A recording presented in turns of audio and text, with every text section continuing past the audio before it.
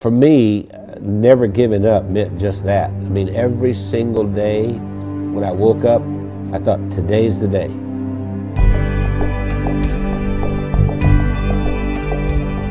I was the second son in a sharecropper's family, and a sharecropper means that you don't own anything. I mean, you work for someone else who was a landowner. We had practically nothing. Everything was hand-me-downs from someone else. I didn't have shoes, and to this day my toes are all grown under because I didn't have shoes. I remember I had this encounter with my mother, and I said, you know, tell me you love me, and she didn't do it. And so I went down and I sat on this creek bank, and I thought, you know what, I don't care if anybody loves me, I love me. I made a list of goals that I wanted to accomplish, and they were laughable because I didn't even have 2 nickels to rub together, but my first goal was I was going to be a millionaire by the time I was 35. Number 2, I was going to have food to eat because we were always hungry. I mean, my little brother and I used to make mud pies to stop the hunger pains, and I was going to travel all over the world. Those were my goals.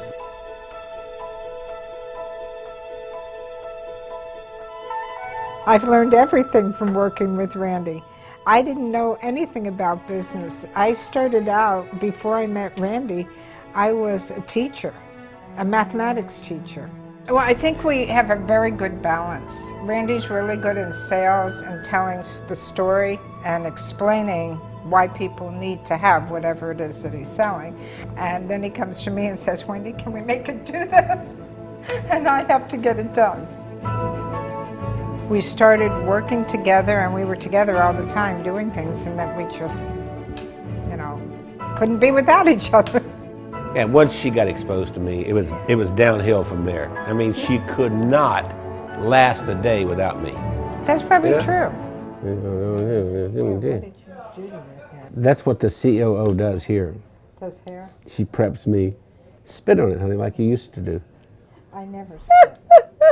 We retired a few times. Did he tell you that?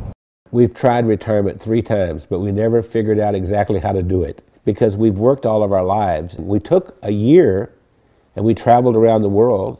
Then when the decision of the day became, where are we having breakfast? I thought, we're in trouble. If I were giving you advice and you were meeting Wendy for the first time, I would tell you, don't get your feelings hurt if she uses her phone while she's meeting with you. Hey, Kim. Hey, Chris. Okay. I'll see you in the morning. All right. Bye. Bye-bye. I kind of feel like a triage nurse at a hospital. And every week I go in and I reprioritize. No, I'm not approving that. I think what drives Wendy is her desire to be the best and provide the best of service to everyone. Awakened at 2:30 in the morning, and I hear this little and it's Wendy over there looking something up at 2:30 in the morning. And I'll say, why aren't you sleeping? You can do that tomorrow morning. We are the definition of entrepreneurs. And we don't like doing one thing at a time. We have to do a lot of things at the same time. It's not just Randy and Wendy doing all this work. The whole team, every single one of us works round the clock. Hey, gorgeous. Listen, Bernice has been with us for what, 5, 6 years? 6 years.